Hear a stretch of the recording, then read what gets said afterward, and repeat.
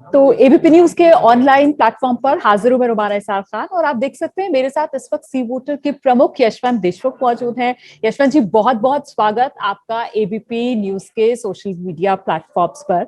मैं सबसे पहले आपसे जानना चाह रही थी कि ये जो ताजा ओपिनियन पोल हम लेकर आ रहे हैं, जो सी वोटर ने किया है, उसकी मेजर ऑब्जर्वेशंस की अगर बात की जाए, वो क्या है?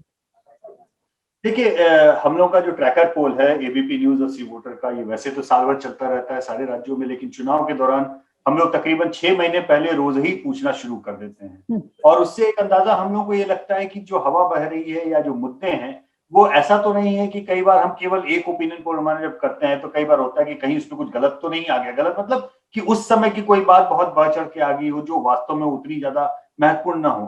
लेकिन अगर हम रोज 6 महीने तक एक ही ट्रैकर के साथ में जब पब्लिक के बीच में आते हैं तो उसकी एक टाइम लाइन, ट्रेंड लाइन दिखाई देती है कि अच्छा, ये मुद्दा तब उतना महत्वपूर्ण था, इस समय इतना नहीं हुआ, या इस सवाल के ऊपर लोगों की राय पहले ये थी और अभी इस समय कुछ अलग दिख रही है, तो क्या कारण हो सकता है।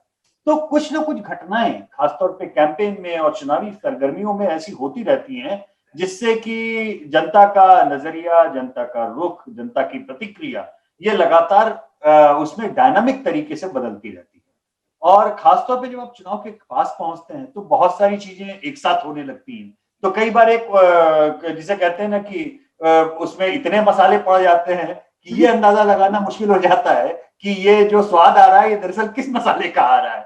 तो वो भी जानना बहुत जरूरी होता है। फिलहाल मुझे ये लग रहा है कि हर राज्य में कुछ न कुछ तो इस पिछले एक हफ्ते 10 दिन में बदलाव के संकेत, बदलाव मतलब ऐसा नहीं कि पहले कुछ पोल कह रहा था और अभी कुछ और कह रहा है, लेकिन मुद्दों के ऊपर उनकी सेंसिटिविटी अलग अलग तरीके से जरूर ऊपर नीचे कुछ ना कुछ हुई है। हम एक एक राज्य की बात करेंगे तो मैं प्रिसाइसली उसी पे फोकस करूंगा। ठीक है, मैं बेसिकली ये जानना चाह रही थी कि हाँ जी, कि पिछले पोल में जो हमारे आंकड़े निकल कर आ रहे थे और जो ट्रेंड थे, तो कमोबेश क्या उसी दिशा में चीजें आगे बढ़ती हुई और कंसोलिडेट होती हुई नजर आ रही है, या फिर कुछ खेल होता हुआ नजर आ रहा है? नहीं, उसी दिशा में आ रही है, लेकिन कुछ बड़े इंटरेस्टिंग ऑब्जर्वेशन भी आ रहे हैं। मसलन जैसे आपको याद होगा अभी जब ममता बनर्जी मुख्यमंत्री की जब दुर्घटना वो हुई, पैर में चोट लगने वाली, उसके तुरंत बाद हम लोग ने स्नैप पोल किया। हाँ। और उस स्नैप पोल में हमें बहुत साफ दिखाई दिया कि जो ममता बनर्जी के सपोर्टर हैं वो बहुत ज्यादा कंसोलिडेट होकर के वो उसके ऊपर आहत भी हैं, लेकिन जो उनके विरोधी हैं वो उसको नौटंकी भी मान रहे हैं। लेकिन एक मोटे तौर पे मैं ये कह सकता हूं कि उस पोल, पिछले पोल में और अभी के पोल में इतना जरूर दिख रहा है कि ग्रेटर कोलकाता रीजन में टीएमसी के लिए कंसोलिडेशन बढ़ा है।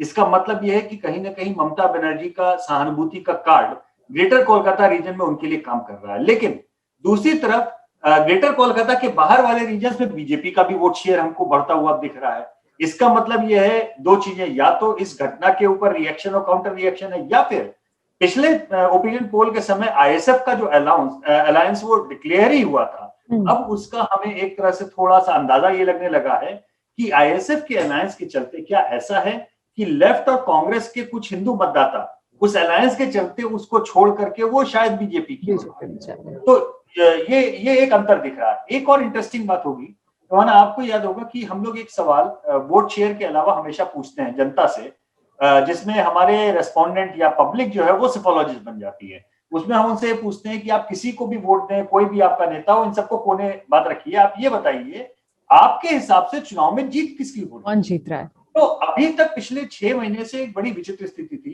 कि वोट शेयर में ममता बनर्जी आगे थी, लेकिन जीत कौन रहा है इसके ऊपर जनता बीजेपी को ज्यादा बोल रही थी। ये पहला हफ्ता है जब मामला उलटफेर हुआ है। जीत कौन सकता है इस मामले में, ममता बनर्जी लगभग बराबरी पे नहीं आई है, बल्कि बीजेपी से थोड़ा सा आगे परसेप्शन में निकलती हुई दिख रही है। जबकि वोट शेयर के मामले में जो 5-6% का गैप ममता बनर्जी था वो कम हो गया, यानी बीजेपी के वोट बढ़े हैं। तो एक बड़ी अजीब सी चीज हो रही है कि पब्लिक परसेप्शन में अब ममता बनर्जी जीतती हुई उनको दिख रही है, लेकिन असली खेल में अब वो मामला और ज्यादा गहरा और कोना होता जा रहा है। तो मामला बहुत कांटे का बंगाल के अंदर होता जा रहा है, लेकिन वो जो परसेप्शन गैप था वहां पर आप कह रहे हैं कि परसेप्शन में ममता बनर्जी फिलहाल कुछ बाजी मारती हुई नजर आ रही है, और ममता को चोट लगना वो सिंपैथी वोट के तौर पर फायदा ममता को पहुंचाएगा, लेकिन उन्हीं पॉकेट्स में जहां पर ममता का स्ट्रांग होल्ड रहा है। और इसका आप कह रहे हैं कि एक काउंटर असर भी देखने के लिए मिल सकता है कि बीजेपी को भी इसका फायदा मिले, कि बीजेपी के जो वोटर्स हैं जो ममता को चोट लगने को नाटक कह रहे हैं, तो वो और ज्यादा कंसोलिडेट होकर मजबूती के साथ बीजेपी के पीछे आए। तो बंगाल का जो ताजा ओपिनियन पोल है वो फिर उसके आंकड़े क्या दर्शा रहे हैं, मतलब अगर उसके एनालिसिस उसके आंकड़े जी अभी बहुत साफ दिखा रहे हैं कि एज ऑन टुडे, आज की तारीख में हम बात करें तो ममता बनर्जी आगे हैं, अपनी मेजोरिटी, क्लियर कट मेजोरिटी वो लेकर के आ रहे हैं। लेकिन हर ओपिनियन पोल में बीजेपी का ग्राफ थोड़ा सही, लेकिन बढ़ता हुआ भी दिखाई दे रहा है। जो पहले वो 90 के आसपास था, 95, 100, 105, 110 की तरफ वो बढ़ता हुआ खिसकता हुआ दिख रहा है। और मैंने पिछली बार आपको कार्यक्रम में बोला था, आईएसएफ की जब बात हो रही थी, कि यहां से अब 8 हफ्ते का चुनाव जो है वो दो ही चीजों पर निर्भर करेगा पश्चिम बंगाल का ना। एक, दर्शकों से मैं बहुत ज्यादा आग्रह करूंगा कि इसको ध्यान से सुने। एक बात तो ये कि पश्चिम बंगाल में आईएसएफ की एंट्री लेफ्ट और कांग्रेस के अलायंस में वो कितना मुस्लिम वोट काटती है ममता बनर्जी के हिस्से। मतलब ममता बनर्जी का 1-2%, 3% कितने मुस्लिम वोट आईएसएफ काट पाती है। अगर वो जितने वोट काटेगी ममता बनर्जी को नुकसान। दूसरी तरफ उनके मुस्लिम वोट के पाने के उसमें क्या कांग्रेस और लेफ्ट के हिंदू वोट बीजेपी की ओर खिसक रहे हैं या ममता की ओर खिसक रहे हैं, दोनों में से जो भी संभावना होती है। इन दोनों के ऊपर काफी हद तक पश्चिम बंगाल का अब चुनाव पूरी तरह से निर्धारित होगा। लेकिन इतना तय है, as on today Mamata Banerjee majority के ऊपर दिख रही हैं, लेकिन हर पोल के बाद में बीजेपी के ग्राफ में हमको इजाफा भी दिखाई। ठीक है सर, एक और चीज मुझे लगता है यहाँ पर आपको क्लियर करनी चाहिए, वो ये कि मार्जिन ऑफ एरर जो इस पोल में रखा गया है +-3% टू +-5%, इसका मतलब एक बार समझा दीजिए। मार्जिन ऑफ एरर +-3 और +-5% का होता है, यानी कि जो हमने राज्य के ऊपर, अगर हम कह रहे हैं कि मानिए 43% ममता बनर्जी को वोट मिल रहे हैं, यानी उसमें राज्य के लेवल पे +-3% की गुंजाइश है। ममता बनर्जी की वोट घट के 40% भी आ सकते हैं, ममता बनर्जी की वोट बढ़ के 46% भी जा सकते हैं। लेकिन हमारा अपना अनुमान यह है बीच का, ये 43% के आसपास आएंगे। दूसरी तरफ अगर आप बीजेपी की बात करें तो 35 से, अगर 38 में से 3% नीचे घटा दीजिए तो वो 35% नीचे के एंड पे, ऊपर की तरफ 41% पे जा सकता है। लेकिन हमारा बीच का आकलन 38% का इस समय लगभग चल रहा है।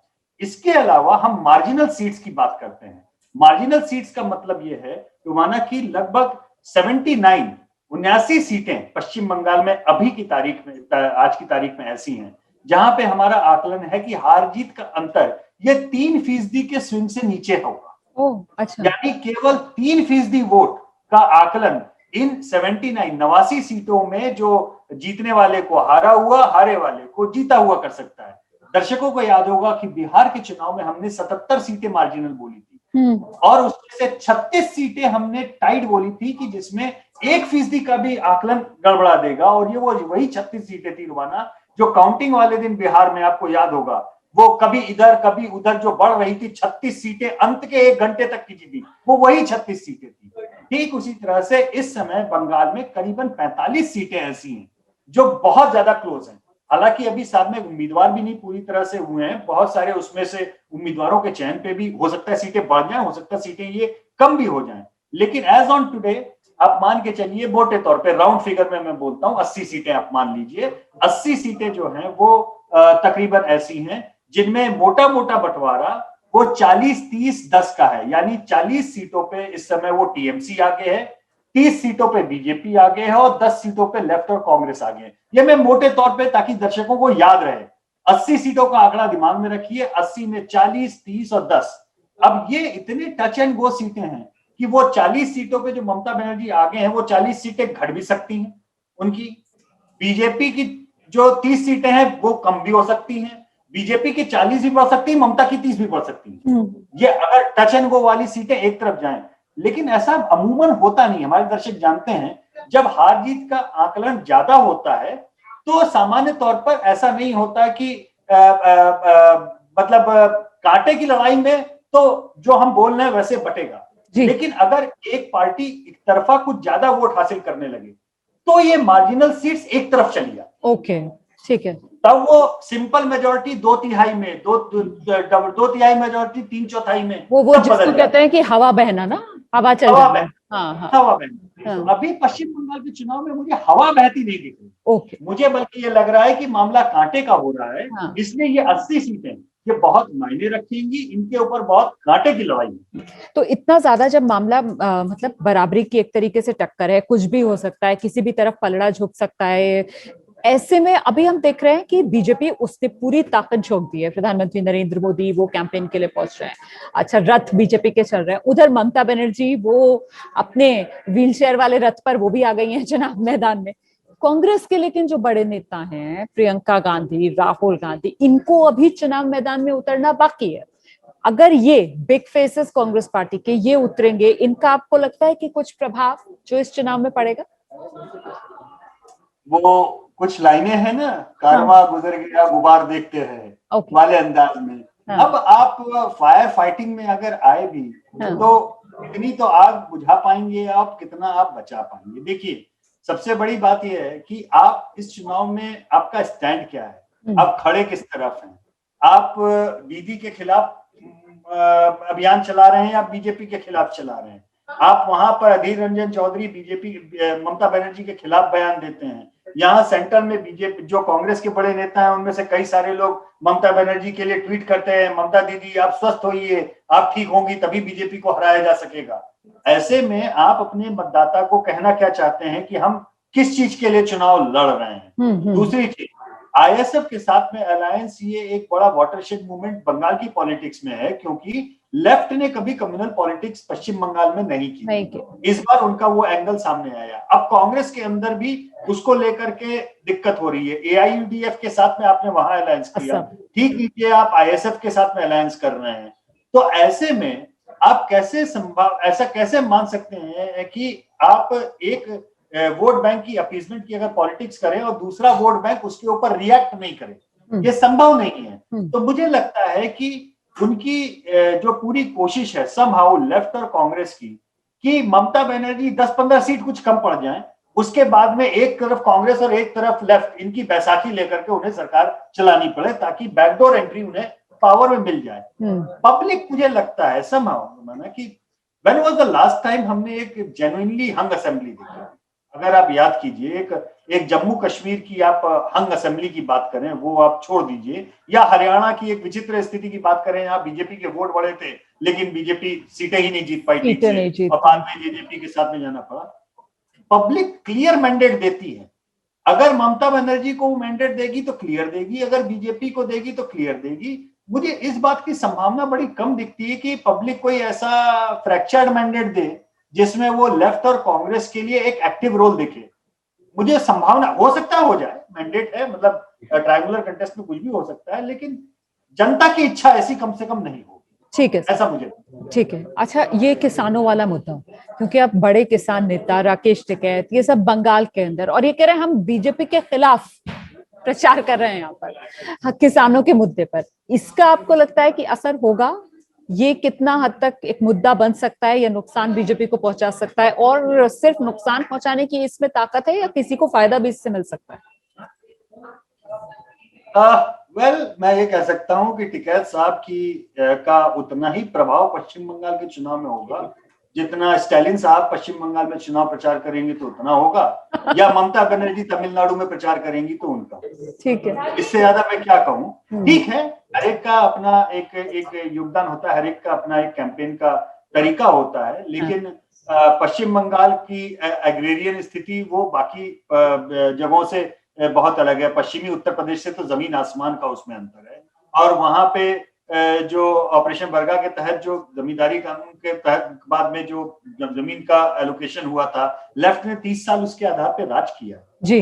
मतलब वो अलग किस्म की वहां की राजनीति, अलग किस्म की इकोनॉमिक्स चलती है। मुझे लगता नहीं कि टिकैत साहब का उसमें कोई योगदान होने वाला है। पश्चिम बंगाल में देखिए मुद्दा लीडरशिप का होता है। ठीक है, लोग नेता देख के जब वोट डालते हैं तो क्लैरिटी के साथ में इधर या उधर डालते हैं, नेता को जिताने के लिए या नेता को हराने के लिए।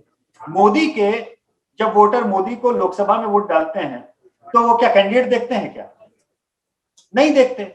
सेम वही स्थिति ममता के समर्थकों की है कि जब वो ममता का चेहरा देख के वोट डालते हैं तो ममता के कैंडिडेट कौन है इससे फर्क नहीं पड़ता। मसलन नरेंद्र मोदी की अगर second line of leadership BJP की 5-7 आदमी छोड़ के चले जाए कांग्रेस में, तो नरेंद्र मोदी की सेहत पे क्या फर्क पड़ना है? बहुत ज्यादा नहीं पड़ना है। उसी तरह से कोई मोदी के पक्ष में कैंपेन करने आए या विपक्ष में क्या फर्क पड़ता है? नहीं पड़ता है। उतना ही फर्क पड़ेगा या नहीं पड़ेगा ममता बनर्जी का। ममता बनर्जी और नरेंद्र मोदी की ये एक आइकॉनिक लड़ाई है, मेरा मानना है। और फिलहाल मुझे संकेत इस बात के लग रहे हैं कि पब्लिक जो है वो कुछ दिल्ली की पब्लिक की तरह से अपने आप को सेटल कर रही है। जैसे दिल्ली में हमको केजरीवाल यहाँ चाहिए, मोदी वहां चाहिए, तो 67 और 70 के 2 वर्डिक्ट बिल्कुल बैक टू बैक 2 बार दे दिए उन्होंने। मैं एक्चुअली इसी पर आना चाह रही थी कि भाई जनता जो है, लेकिन वो बहुत समझदार होती है ना, उसको पता है कि ये लड़ाई जो हो रही है बंगाल में इस वक्त, जो दिख रहा है कि वो मोदी वर्सेस ममता की लड़ाई है। लेकिन जनता को ये भी समझना है कि जानती है जनता इस बात को कि भाई चुनाव तो विधानसभा का हो रहा है, तो प्रदेश में तो फिर ममता ही है, यहाँ पर केंद्र के अंदर जरूर मोदी है। तो क्या उसका फर्क यहाँ पर पड़ेगा? मतलब जनता उसी तरीके से दिल्ली वाली स्थिति आपको लगता है कि बंगाल में वो ममता को फायदा पहुंचाएगी? मुझे ऐसा लगता है कि लड़ाई कांटे की है जी। बीजेपी दूसरी सबसे बड़ी शक्ति बन के वहां उभर गई है, ममता बनर्जी को कांटे की लड़ाई में टक्कर दे रही है।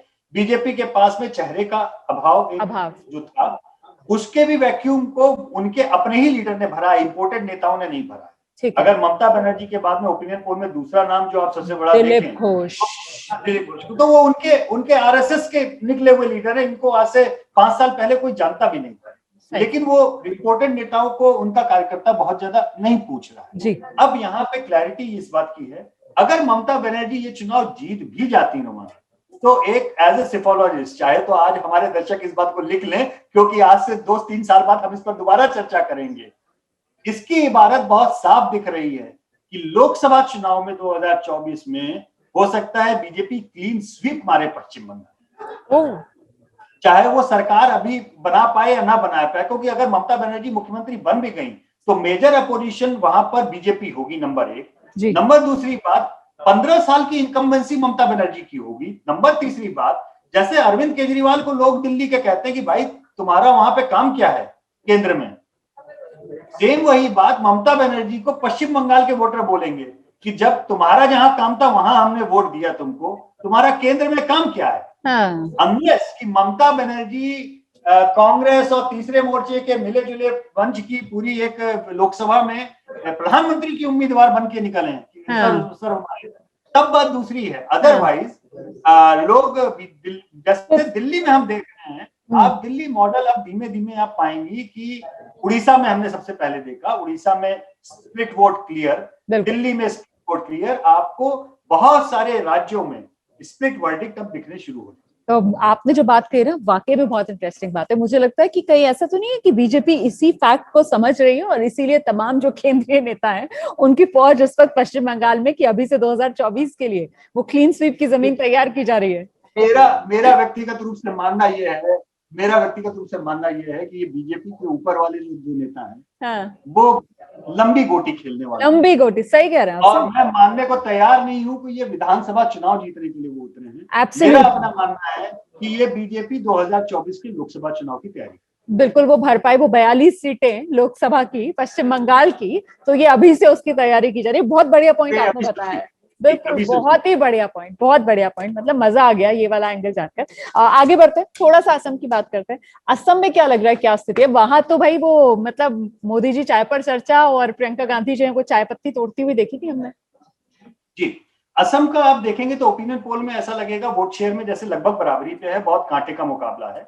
और जैसे जैसे 3 ओपिनियन पोल तीसरा आ रहा है, आप देखेंगे कि बीजेपी का थोड़ा वोट नीचे से, सीट नीचे भी गई है और जो फासला था वो सीट और वोट का घटता चला गया, ये ऐसा लग रहा है। लेकिन ये थोड़ा सा भ्रामक है, मैं दर्शकों को इसकी क्लैरिटी के लिए बता दूं। जैसे अगर आपको असम का पूरा वोट शेयर देखें और आपको लगे अरे वोट तो बराबरी के हैं, लेकिन दरअसल वो वोट बराबरी के नहीं है। असम के आप 2 मोटे हिस्से मान लीजिए, एक दक्षिणी असम जो बांग्लादेश से लगा हुआ है, दक्षिणी असम में माइनॉरिटी वोट बहुत है और एआईयूडीएफ के साथ में कांग्रेस ने वहां टाई अप किया है। उन सीटों पर जो भी कांग्रेस या एआईयूडीएफ का कैंडिडेट है वो एक तरफा जीतेगा, वन साइडेड। और उसके मार्जिन इतने बड़े होंगे, मतलब दक्षिणी आसाम में यूपीए की जो लीड है वो 10 से 15% की होगी। अच्छा। लेकिन उसके ठीक उलट ऊपरी आसाम में होगा, जहां बीजेपी की जो लीड है वो 10 से 15% की होगी। ओके। तो आसाम, एक बोडोलैंड को तीसरा छोड़ दीजिए, बोडोलैंड अकेला इलाका है जहां पे कांटे की टक्कर हो रही है, क्योंकि बीपीएफ जो है वो चला गया है कांग्रेस के साथ में, और नई बोडो पार्टी जिसके साथ में बीजेपी ने अभी काउंसिल इलेक्शन वहां जीते वो बीजेपी के एनडीए के अंदर है। तो वहां कांटे का मुकाबला जरूर होगा, लेकिन अदरवाइज आसाम एक तरह से दो हिस्सों में बंट गया है। ठीक है, ओवरऑल देखने में भले ही ये लगे कि बहुत कांटे का है, लेकिन रीजनल लेवल पे मामला एक तरफा है, चाहे इस तरफ चाहे उस तरफ। और कम्युनल पोलराइजेशन इस समय इतना ज्यादा है वहां पर कि जो सीएए का मुद्दा था, जो सामान्य तौर पे एक्चुअल में आसाम का मुद्दा था, अगर आप बोलें, जो मतलब जो वहां पे घुसपैठियों की समस्या थी, उस असली मुद्दा तो उसका था, लेकिन सीएए पीछे चला गया है। हाँ। और ये मुद्दे ऊपर आ गए हैं। तो आसाम में बीजेपी की लीड है, बीजेपी और कांग्रेस के बीच में कम हुआ है फासला, लेकिन अब ये फासला वैसा है जिसमें रीजन की संख्या के ऊपर आके मामला अटक गया। अब ये फासला इससे ज्यादा कम इसलिए नहीं हो सकता क्योंकि जो दक्षिणी आसाम की सीटें हैं वो उतनी नंबर सीमित हैं, और जो ऊपरी आसाम की सीटें हैं वो नंबर सीमित हैं। तो अब ये इसमें ऊपर नीचे नहीं हो सकता ज्यादा, बढ़ने या घटने की गुंजाइश। हाँ, एक जरूर हो सकता है, वो ये एआईयूडीएफ और कांग्रेस ये पहली बार अलायंस में आए हैं। करीब 50-60 सीटें थी जिसमें ये लोग एक दूसरे के खिलाफ पिछले इतने 2 दशकों से चुनाव, मतलब 15 साल से तो लड़ ही रहे हैं अच्छे से। और 50 सीटें मोटने से, मैं एक अंदाजे के लिए बता रहा हूं अपने दर्शकों को, कि अगर हमारी और आपकी दोनों की पार्टी 50 सीटों पे साथ में लड़ रही है, अलग अलग लड़ रही है इतने लंबे से, तो मेरे पास में भी 50 उम्मीदवार हैं, आपके पास में भी 50 उम्मीदवार हैं। अब हम अलायंस कर लेते हैं जिसमें 25 सीट आप लड़ रही है, 25 में लड़ रहा हूं, फर्ज कीजिए। तो जिन सीटों पे मैं नहीं लड़ रहा हूं वहां मेरे 25 उम्मीदवार तो ऐसे हैं जो नाराज होकर बैठे हैं, जो रेबल खड़े होंगे। सिमिलरली आपके 25 उम्मीदवार ऐसे हैं जो नाराज होकर के बैठे हैं, रेबल खड़े होंगे। और बीजेपी के लिए बहुत आसान है कि उन सारे रेबल उम्मीदवारों को मदद करे, हर तरीके से मदद करे, और साम दाम दंडभेद सब लगाए और उनको पूरी मदद करके उन्हें वोट कटवा राजनीति के लिए खड़ा करे। तो ये एक सिरदर्द रेबल फैक्टर का जरूर होने वाला है, लेकिन मोटे तौर पे आसाम में अभी बीजेपी एक एज के साथ में, क्लियर एज के साथ में आगे दिखा। और बीजेपी का चेहरा सर्बानंद सोनोवाल, वो वहां पर एक पॉजिटिव फैक्टर बीजेपी के लिए असम में। पॉजिटिव फैक्टर दो हैं एक्चुअली, सर्बानंद सोनोवाल भी है और हिमंता बिस्वा शर्मा भी है। और बीजेपी के लिए अच्छी बात यह है कि इन दोनों के बीच में कोई फ्रैक्शन नहीं जी, ये एक कोई फ्रिक्शन नहीं है, फ्रैक्शन भी नहीं, दोनों, सॉरी मैं गलत शब्द का प्रयोग कर रहा हूं, लेकिन दोनों ही सही है। कोई फ्रिक्शन नहीं होने से क्या होता है कि अगर उठापटक होती है तो कैडर के बीच में एक एक एक उहापोह की स्थिति होती है।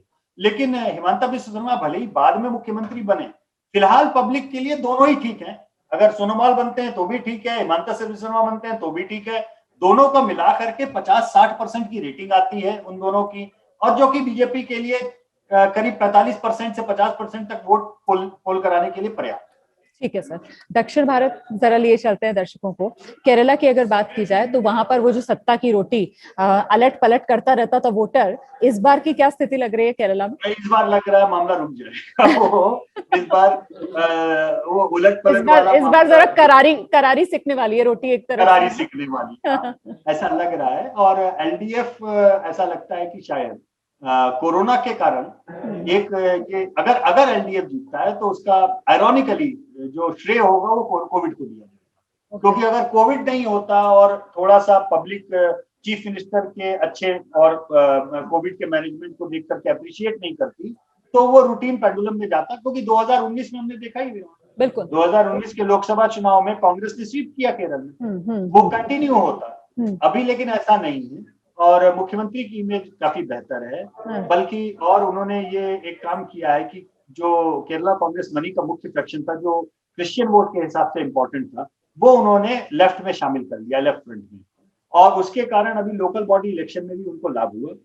और कांग्रेस एक तरह से वहां पर कम्युनल पोलराइजेशन उल्टी तरीके का हो गया। जो कांग्रेस पहले हिंदू प्लस क्रिश्चियन वोट की पार्टी मानी जाती थी, वो लेफ्ट हो गया है। और अब कांग्रेस के पास में माइनॉरिटी वोट्स मेजर रह गया। अब देखिए, एक नेशनल नैरेटिव भी होता है, आपको बताऊं, हम लोग सोचते हैं कि केरला के वोटर को क्या फर्क पड़ता होगा, लेकिन जब आप कांग्रेस एआईयूडीएफ से समझौता करते हैं आसाम में, आप फुरफुरा शरीफ के उनसे समझौता करते हैं पश्चिम बंगाल में, आप IUML से समझौता करते हैं और बाकी एक्सट्रीम साइड वाले जो फैक्शंस हैं माइनॉरिटीज के, उनसे भी आप समझौता करते हैं केरल में। तो कहीं ना कहीं अगर आपकी छवि एक प्रो मुस्लिम पार्टी की बनती है तो इसमें आप जनता को दोष नहीं दे सकते। आप देखिए, इस बात को कांग्रेस के मेरे बहुत सारे मित्र पसंद नहीं करेंगे जो दर्शक हैं, लेकिन अगर आपकी छवि ऐसी बन रही है तो क्या उसके लिए जनता दोषी है? भाई केरल में तो बीजेपी भी नॉन इश्यू है ना, बीजेपी कहाँ है? सही बात। केरल में तो लेफ्ट फ्रंट है ना, सेकुलर जमात है ना, तो secular politics versus secular politics की लड़ाई है। उस सेकुलर वर्सेस सेकुलर की लड़ाई में अगर CPM जो है वो हिंदू और क्रिश्चियन पार्टी बन के उभर रही है और कांग्रेस अगर मुस्लिम पार्टी बन के उभर रही है, तो इसके लिए क्या पब्लिक को दोष देंगे? तो कहीं ना कहीं एक नेशनल नैरेटिव जो है वो भी, अगर कांग्रेस इस बार चुनाव हारती है वहां पे, तो ये एक बहुत बड़ी बात होगी। और मुझे तो लगता है ये बड़ा झटका मतलब राहुल गांधी के लिए भी होगा, मतलब कि भाई जहां जहां पैर पड़े वहां से कांग्रेस का एक और बात सांसद है भाई। जी जी जी जी। जब राहुल गांधी वायनाड गए, देखिए जी, तो चाहे देश का मीडिया हो चाहे अंतरराष्ट्रीय मीडिया हो, सबने इस बात को कवर किया और सबने केवल एक लाइन लिखी, राहुल गांधी वायनाड क्यों गए? क्योंकि वो मुस्लिम सीट जहां से उनका जीतना गारंटीड है। आप जब कोई निर्णय लेते हैं, आप उस निर्णय की जिम्मेदारी से अपने आप को अलग नहीं कर सकते। सही। अगर आपने वायनाड की ब्रांडिंग के साथ में एक चुनाव लड़ा है और वहां की लोकल पॉलिटिक्स में वो ब्रांडिंग और ज्यादा एक ही डायरेक्शन में जा रही है, तो हालांकि हमारे सर्वे में वो भी आया है, राहुल गांधी केरल में प्रधानमंत्री पद के लिए पहले उम्मीदवार है, नंबर 1। जी। 3 राज्य जहां पे मोदी का मैजिक नहीं चलता है, उसमें एक केरल है, तमिलनाडु है, तीसरा पंजाब है। हम जानते हैं, हमारे आंकड़े हमेशा बताते हैं। लेकिन अगर वो ब्रांडिंग होती है और अगर ये चुनाव उस ब्रांडिंग के कारण कांग्रेस हारती है, तो उसमें वायनाड की एंट्री भी एक टर्निंग पॉइंट मानी जाएगी। बिल्कुल मानी जाएगी सर। तमिलनाडु की बात कर लेते हैं, वहां पर क्या लग रहा है? वहां पर इस बार 2 बार से AIADMK बना रही है सरकार कि DMK जीत रही है। और यहाँ पे मैं ये बात स्पष्ट करना चाहूंगा कि मुख्यमंत्री अच्छी फाइट दे रहे हैं, कोशिश कर रहे हैं, लेकिन फर्ज कीजिए अगर जयराम जयललिता भी जीवित होती तो 10 साल की इनकम्बेंसी के बाद में वो भी ये चुनाव बुरी तरह हार जाते हैं। तो स्टालिन की राह मतलब बहुत ही आसान लग रही है। स्टालिन ने अच्छी लड़ाई, स्टालिन को 15 साल तो एक तो करुणानिधि ने ग्रूमिंग की है, वो बहुत बड़ा फैक्टर है, क्योंकि जयललिता ने अपनी सेकंड लाइन को ग्रूम करने का कोई वही मौका ही नहीं मिला। स्टालिन को करुणानिधि ने ग्रूम किया और स्टालिन ने बहुत असर्ट किया। आप देखिए, स्टालिन ने तेजस्वी यादव वाली गलती नहीं की, कांग्रेस की सीटें काट छांट करके उनको उतनी ही सीटें दी जितने में वो जीतने की एक्चुअली स्थिति रखते हैं, नंबर दूसरी चीज, स्टालिन ने वाइको जैसे इंपॉर्टेंट फैक्शन को भी और 2 और पार्टियों को भी एक तरह से मजबूर कर दिया कि वो उनके लिए सीटें छोड़ेंगे। शर्त केवल यह है कि उनके उम्मीदवार DMK के सिंबल पे चुनाव लड़ें। जी। तो इसका मतलब क्या है? इसका मतलब स्टालिन असर्ट कर रहा है। जब असर्ट वही करता है, देखिए रोमाना, जिसके पास में आत्मविश्वास होता है कि मैं जीत रहा हूं, I can call the shots, तो पब्लिक वो भी देखती है। मुझे लगता है कि कोई भी दिक्कत स्टालिन को इस समय मुख्यमंत्री बनने में नहीं आनी चाहिए। अच्छा सर, वो साउथ इंडिया की पॉलिटिक्स के अंदर वो जो कल्ट फॉलोइंग वाली बात होती है और कमल हसन की एंट्री हो गई है, मतलब उनकी भी पार्टी है तो और दिनाकरण साहब भी हैं, तो इससे कुछ खास फर्क नहीं पड़ रहा है? मुझे नहीं लगता। 5-7%, 4%, 3% जितने भी वोट खींच ले जाए, सीटों में वो कन्वर्ट होने वाला नहीं है। देखिए, तमिलनाडु एक ऐसा राज्य है जहां पे 2 दर्जन पार्टियां हो सकती हैं बड़ी महत्वपूर्ण, लेकिन उन सबके बावजूद भी बाइपोलर कंटेस्ट रहा, क्योंकि इन पार्टियों ने इस तरफ या उस तरफ हमेशा एक फ्रंट के साथ में चुनाव लड़ा। अब अंत में इन दोनों को भी किसी न किसी फ्रंट में जाना पड़ेगा। कोई बहुत ज्यादा कुछ करने के लिए वहां पे है नहीं, तीसरे मोर्चे की कतई कोई तमिलनाडु की राजनीति में फिलहाल मुझे गुंजाइश दिख नहीं रही है। रजनीकांत जी ने जो फैसला लिया जाने का, वो बड़ा अकलमंदी का फैसला लिया, क्योंकि हमारे ट्रैकर में कभी भी वो 4-5-6% से ऊपर उनके नंबर आए ही नहीं। सही। अगर वो ये निर्णय नहीं लेते तो उनकी भी जो है इज्जत का बटियाधारी होने वाला था इन चुनाव के बाद। उन्होंने बहुत अकलमंदी से अपने आप को धीमे से कोने कर लिया, ये उनकी इज्जत बच गई, कहने के लिए हो गया कि वो नहीं हुआ। लेकिन हो सकता है कि कमल हासन जी के साथ में ये स्थिति बाद में ना हो, उनको कहीं ना कहीं सेटल होना पड़ेगा। उनकी राजनीति मेरे ख्याल से डीएमके के ज्यादा करीब है, एंटी बीजेपी ज्यादा है। हो सकता है वो उस कैंप में सेटल हो। और जहां तक दिनकरन की बात है, इवेंचुअली शशिकला जो है वो भी नौटंकी है मामला कि हमने जो है राजनीति से जी संन्यास ले लिया। ये कुछ छोड़ा वोड़ा नहीं है। पहला मौका देखते ही इस चुनाव में जब एआईएडीएमके हार जाएगी तो उसके बाद में पार्टी के अंदर से मांग उठेगी कि पार्टी जो हारी वो जयललिता की कमी से हारी, और जयललिता का दूसरा अवतार केवल एक ही है, पार्टी का उद्धार हुई। तब जनता की बेहद मांग के ऊपर जूनियर अम्मा आ जाएंगी। जूनियर अम्मा आ जाएंगी। ये सब प्री स्क्रिप्टेड है। इसको जब होगा तब हम लोग इस पे हंसेंगे, दोबारा बात करेंगे। ठीक है, बहुत ही मजा आ रहा है मुझे यशवंत सर आपसे बात करने में। सर बस अच्छा जल्दी से पुडुचेरी, वहां पर क्या लग रहा है, क्या होने वाला? पुडुचेरी में मुझे लगता है एंटी इनकम्बेंसी वर्डिक्ट आना चाहिए। आइडियली दो फ्रंट बहुत क्लियर हो गए हैं और कांग्रेस डीएमके एक साथ लड़ रहा है और एआईएनआरसी और बीजेपी और एआईडीएमके एक साथ लड़ रहे हैं। और मुझे लगता है कि सत्ता परिवर्तन वहां पे होना चाहिए।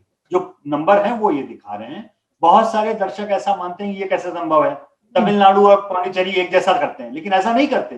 अरे 5 साल पहले देखिए ना, 5 साल पहले तमिलनाडु में जयललिता जीती थी, पांडिचेरी में कांग्रेस जीती थी। बिल्कुल ऐसा हम इतना पुरानी बात थोड़ी ना, पीछे ही देखिए समझ में आ जाएगा। तो दोनों राज्य अलग हैं, दोनों का चलन भी अलग ही है, मान लेना चाहिए। अच्छी लड़ाई होगी, लेकिन मेरा अपना मानना है और जो आंकड़े दिखा रहे हैं कि उसमें एआईएनआरसी जो है वो सरकार में आनी चाहिए अपने सहयोगियों के साथ। और चलते चलते मतलब आपको कुछ बहुत ही इंटरेस्टिंग चीज जो लगी हो, आपने अभी जो आंकड़े देखे हो, या फिर कोई ऐसा फैक्टर जो आपको लग रहा है कि ये अक्रॉस ऑल द 5 स्टेट्स जो पोल के लिए जा रहे हैं वहां पर ये वर्क कर रहा है, कुछ इस तरीके का कोई टेक अवे जो आप बताना चाहें?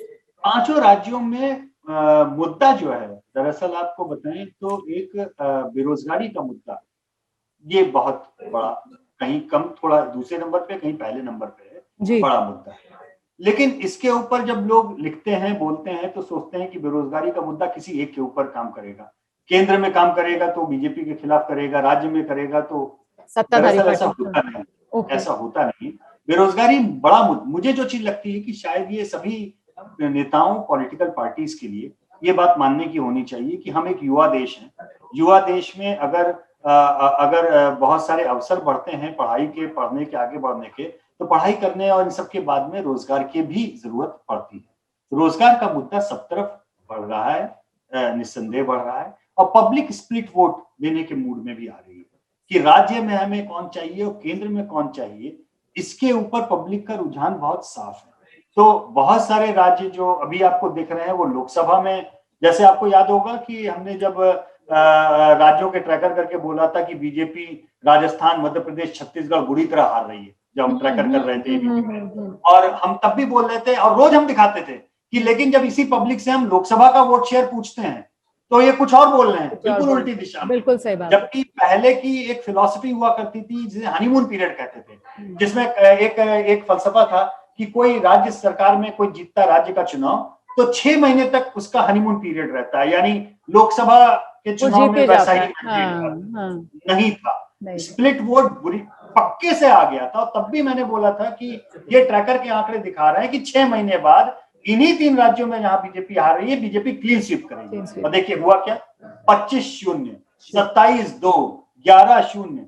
तो ये जो जनता का पेंडुलम है और जनता की समझ है, ये जितनी जल्दी हम लोग मान ले, जनता तो मानती है, जनता समझती है बहुत अच्छे से। हमारे जैसे पत्रकार, विश्लेषक और बाकी जो लोग हैं, उन्हीं लोगों को थोड़ा पचाने में समय लगता है। और हम लोग कहते हैं कि जनता पता नहीं ऐसे कैसे करी। अरे भाई साहब, जनता जनार्दन है सर, जनता जनार्दन है। जनता जनार्दन, उसको पता है कि उसे क्या करना। सही, बहुत बहुत धन्यवाद sir. Thank you so much Yashwant sir, thank you so much.